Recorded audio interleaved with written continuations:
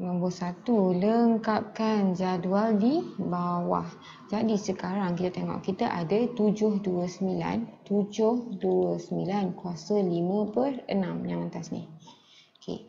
Jadi sebenarnya kita tahu 729 kuasa 5/6 sama juga dengan, bila kuasa dekat bawah maksudnya dia punca kuasa. Maksudnya dia sama juga dengan punca kuasa 729.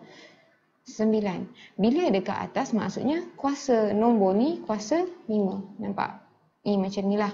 Jadi sekarang dia nak dalam bentuk M darab 1/N. Kita tahu 5/6 sama juga dengan 5 darab 1/6. Jadi ini 729 kuasa 5, nampak? Dekat luar pecahan ialah 1/6. Okey.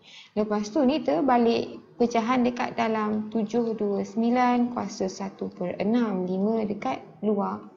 Lepas tu yang ni nampak ni sama macam atas. Jadi yang dekat bawah tu punca kuasa.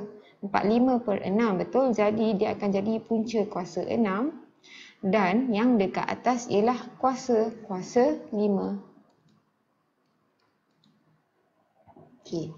Lepas tu yang ni pula dia nak ada punca kuasa, lepas tu kuasa dekat luar pun boleh. Okey, punca kuasa 6, 7, 2, 9, kita kuasakan 5. Macam tu, nampak? Okey. Jadi satu yang ni 1, 2, 1, 3/2, kita tahu yang dekat bawah ni pecahan. Kan? Maksudnya pecahan maksudnya punca kuasa 1, 2, 1 dan ini ada kuasa 3. Kuasa 3 sama juga, nak keluarkan 3 ni pun boleh. Punca kuasa 1, 2, 1. Lepas tu 3 dekat luar. Okey, jadi yang ni nampak 3/2 sama juga dengan 3 darab 1/2. Jadi yang ni kita ada 1, 2, 1. Okey, yang ni kuasa dekat dalam, jadi kuasa atas 3, pecahan dekat luar. Yang bawah ni terbalik, 1, 2, 1, pecahan dekat dalam, kuasa dekat luar. Yang ni dalam bentuk macam ni terus, nampak? Atas ialah kuasa, nampak? 3/2 kan? Atas ialah kuasa, maksudnya ni sama juga 1, 2, 1, kuasa 2. Dan kita punca kuasakan. Punca kuasakan dengan yang dekat bawah. Yang dekat bawah dia 2. Punca kuasa 2 lah. Okey.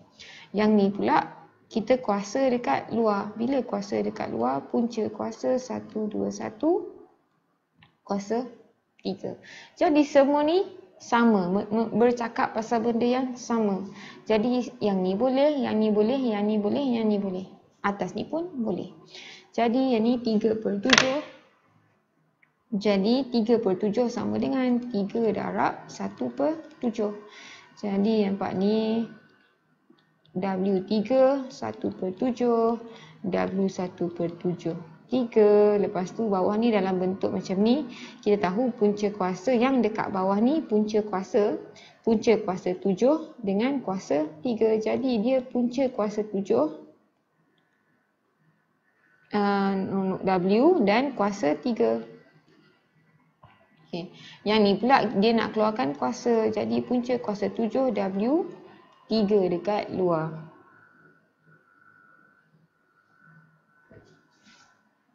Okey.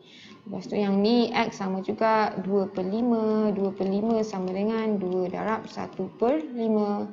Jadi X nampak kuasa yang biasa, kuasa dekat dalam. Jadi 2 dekat dalam, luar 1/5. Okey, yang ni pula X 1/5 kuasa 2. Yang ni pula yang dekat bawah ni akan jadi punca kuasa 5. X pula kuasa 2. Yang ni pun punca kuasa 5, kuasa 2 dekat luar. Okey. Yang ni pun sama 16/81. Jadi kuasa dia 3/4.